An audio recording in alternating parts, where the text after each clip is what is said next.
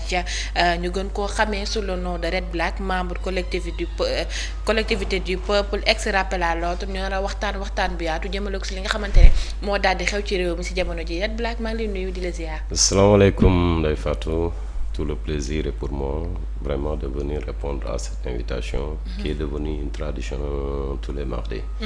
Donc Red Black Elhadji Dia, rappeur activiste, membre du collectif Le Peuple, Gor ca wax ja, collectif du peuple, Gor ca wax ja, collectif du peuple, Gor ca wax ja, ex-rappel à l'ordre du peuple. Aujourd'hui, on ne répond plus à rappel à l'ordre du peuple.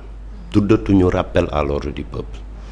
Aujourd'hui, nous répondons au nom de collectif du peuple. On est le collectif du peuple. Gor ca wax ja. Collectif du peuple Gor ca wax ja maa ngi leen di nuyu.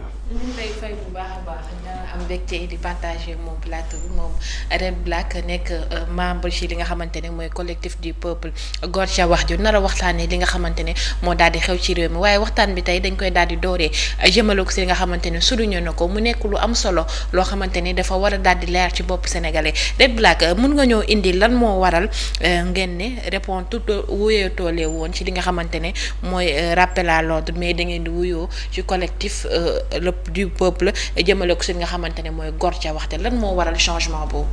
waaw donc sénégalais yëpp ñu ngi koy constater parce que y a d'autres rappels à l'ordre.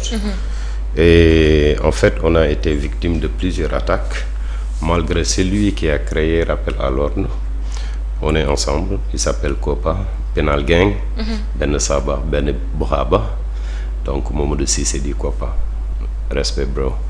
Et donc c'est lui qui a eu à créer rappel à l'ordre. Au début il a sillonné le Sénégal fépp foo xamante ne am na victime, tu vois, mooy victime yi de 2021, tu vois, avec les 87 morts. Donc Kopa a essayé d'aller un peu partout au Sénégal pour immortaliser, tu vois, d'une manière urbaine, mooy graffiti. Am na ay vidéo yuy daw ci internet bi. Donc yooyu yëpp Kopa moom moo ko def, donc aussi ñu ngi koy nuyu de passage vraiment. Donc mu nekk benn idée bu rafet. Et par contre moment boobu ba tey rappel à l'ordre amul woon doole. Mais c'est lorsque Karim est venu intégrer rappel à l'ordre. Karim a le mérite parce que tey bu ñu demee ba ñëpp naan rappel à l'ordre c'est parce que Karim moo ko yenu moo ko boot et puis moo siwal rappel à l'ordre. ba tey jii ñëpp jox ko bopp. Mais ce que j'ai compris, le sorti am borom, donc il y a eu une division. Voilà, donc il y a d'autres qui viennent dire que Karim yow boo ko rappel à l'ordre alors que tout le mérite revient à Karim. Le créateur c'est Kopa comme je l'ai dit, mais Karim Gueye Xurum Xaq il a un grand mérite parce que tey bu ñu demee ba xam rappel à l'ordre moom moo tax te ginnaaw aussi ñun ay kilifa lañ te ay mag lañ et puis dañu nekk ay nit ñoo xamante ni dañuy suivre à travers le Sénégal comme à travers tout le monde. Et puis on a une crédibilité, on est des voix vives, tu vois. Donc on s'est dit écoute, nous ce qui nous intéresse c'est pas des noms du ay tour, mais aujourd'hui pour yaatal rappel à l'ordre, parce que rappel à l'ordre a eu vraiment à accomplir sa mission maintenant pour jóge ci beneen niveau. Et puis pour se départir, tu vois, de toutes ces critiques-là à l'égard de Karim et à l'égard de tous mes collègues, tu vois. Donc ñu toog waxtaan. Donc on a dit rappel à l'ordre c'est un collectif, on maintient le collectif. Donc on avait fait rappel à l'ordre du peuple pour se différencier, pour se départir. On a dit écoute, donc vu qu'il y a beaucoup de critiques, comme affaire yi c'est pas le nom quoi, tu vois, mais jëmm yi koy incarner la. Donc jëmm yooyu nag toog waxtaan on a choisi le collectif du peuple. Parce que li ñuy def diw moomu ko mais li ñuy def dañ koy def pour peuple bi. Donc collectif bi ñu créé ni moo nekk collectif bi nga xamante ni c'est exclusivement pour le peuple avec le slogan Gor ca wax ja. Parce que la valeur elle est importante, la valeur de la parole. Voilà, donc ku ci mel ni Kopa ku ci mel ni Abou Diallo, tu vois, ku ci mel ni Karim, gars yi dañoo fonk kàddu te Sénégal léegi dañoo dem ba kàddu amatu fi valeur.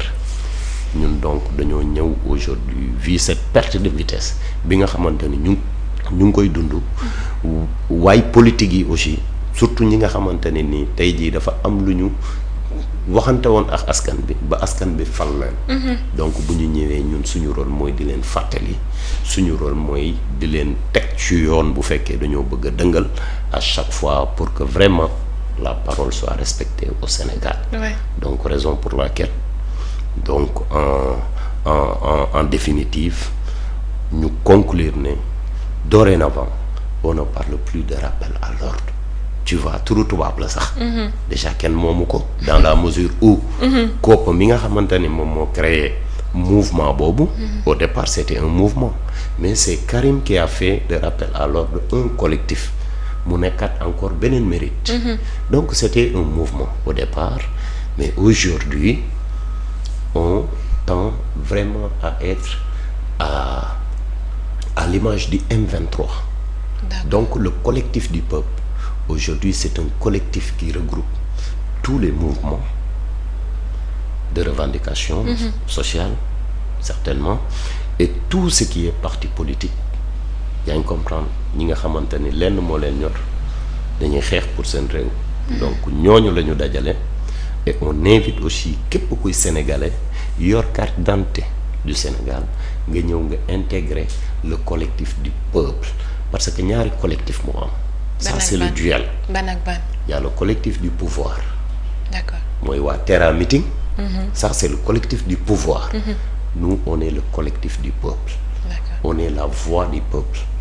On est ceux-là qui revendiquent pour le peuple.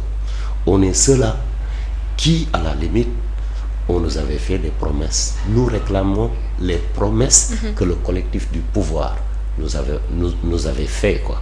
ok donc tey jii Sénégal yépp nañu xam ne le collectif du peuple ñun la ñi nekkoon rappel à l'ordre du peuple pour éviter coow éviter détail éviter ay xëccoo tour boo xam ne yow moomoo ko français bi moo ko moom. rappel à l'ordre c'est une expression française. Ouais. yow créé woo ko kenn créé woo ko donc nit bu ñëwee di ko xëccoo tu vois bàyyi ko moom déjà li nga koy bàyyeel moomu ko. ñun olof nañu nàmp moo tax xoolal il est important ñu marqué gor ca wax ja te je pense que c'est une initiative qui est très noble.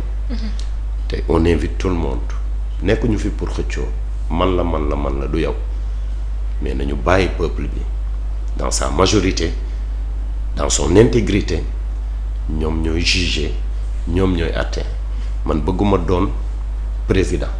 bëgguma doon ministre. bëgguma doon directeur bëgguma benn poste politique même député sax bëgguma ko doon. kooka c'est la même chose Karim Gueye xurum xaq c'est la même chose amaana moom il ferait un bon député du peuple parce que peuple bi rek moo ko ñor. Abou Diallo aussi pareil. da nga cité ay tur yu am solo nga daal di ci tegaat Gor ca wax ba mu nekk loo xamante ne remarque la boo xamante ne gis naa ko fi boobu ba tey yaa ngi ci appesantiru di ko téye di ko bamtuwaat mais dafa am loo xamante ne ñu ngi wax que ne dafa daal di am si li ngeen xamante ne woote woon ngeen ko ngeen ba waral tey ngeen génn si li nga xamante ne moom mooy indi rappel à l'ordre bi ba tax ngeen def collectif du peuple Gor ca wax ja ñu dégg ne ku mel ni Abou Dia y avait benn malentendu boo xamante ne am na Abou Diallo autant pour moi boo xamante ne am na fi moom ak ki nga xamante ne mooy bërëbu liggéeykaam moo fa daan mun nga ñëwalaat tuuti si li nga xamante ne moo waral coow loolu